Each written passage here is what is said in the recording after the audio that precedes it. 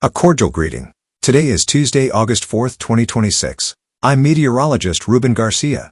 We continue with a period of no tropical cyclone activity in the Atlantic, thanks to dry air, strong wind shear, and conditions that are not favorable for the development of tropical cyclones. And as we have discussed over the past several weeks, this is largely due to the effects of El Niño in the Pacific.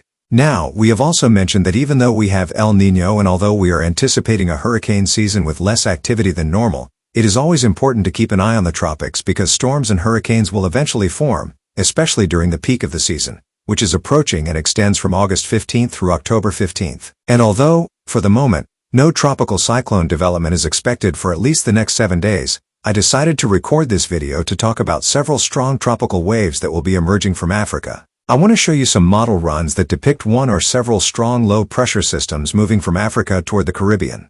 So if you want to know whether there are actually any chances of development or not, and also whether any of these tropical waves could bring rainfall to parts of the Caribbean, where we continue to experience dry conditions and worsening drought. I will also talk about a strong tropical wave located south of Cabo Verde that has good vorticity, but as you will see over the next few minutes, conditions across the tropical Atlantic are really not favorable for significant development. That is why the National Hurricane Center has no areas highlighted for potential tropical cyclone development in the Atlantic over the next 7 days. In fact, today the NOAA Climate Prediction Center updated its outlook and indicated that between August 12th and August 25th, they do not anticipate any probabilities of tropical cyclone development across the Atlantic basin. What they do show, however, are below normal rainfall conditions across the Caribbean, Central America, southern Mexico, and northern South America, which is a continuation of the pattern we have seen over the past several months, and is typical during years when we have El Niño. In addition, notice that the Climate Prediction Center continues to project that the eastern,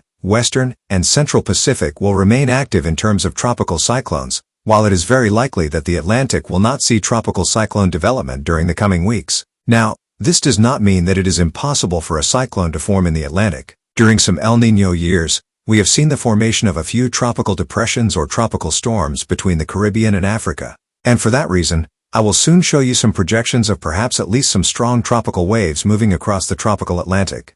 To give you some perspective, the last hurricane season in which we had an El Niño event was the 2015 season. And although the Gulf of Mexico and the Caribbean Sea definitely experienced very little tropical cyclone activity, we did see the formation of some storms and hurricanes north and northeast of the Bahamas, and some storms developed between the Caribbean and Africa, but those that reached the Lesser Antilles did not survive the strong wind shear conditions caused by El Niño. So overall, it is very likely that tropical cyclone activity this year will also be focused in these areas. The latest model projections make sense, showing that although they depict strong tropical waves emerging from Africa, they have a very difficult time achieving tropical organization as they approach the Caribbean. Now let's take a look at the visible satellite animation. We can see the rotation and the strong tropical wave located south of the Cabo Verde Islands. In fact, I would even say that if we did not have El Niño, this tropical wave would very likely have been a candidate for the formation of a tropical cyclone. However, under the current conditions, significant development will not be allowed.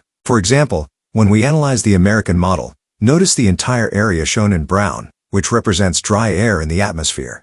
We can also see the tropical wave shown in green, accompanied by moisture.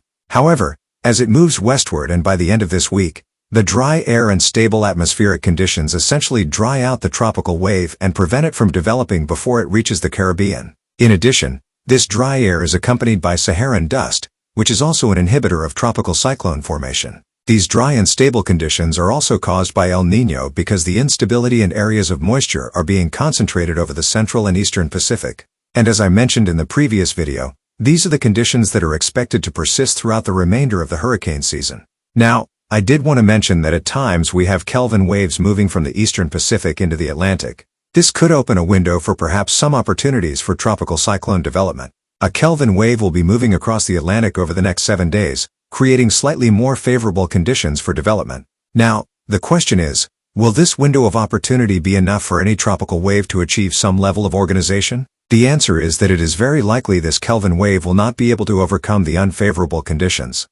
For example, regarding wind shear, the forecast indicates that over the next 5 to 7 days the tropical Atlantic will experience wind shear near normal levels. However, notice that by the 2nd and 3rd weeks of August, strong wind shear once again becomes established from Central America across the Caribbean and into the tropical Atlantic, creating truly hostile conditions for the possible development of any tropical cyclone east of the Lesser Antilles. This means that any strong tropical wave moving in this direction will encounter very difficult conditions to become a tropical cyclone as it approaches the Caribbean.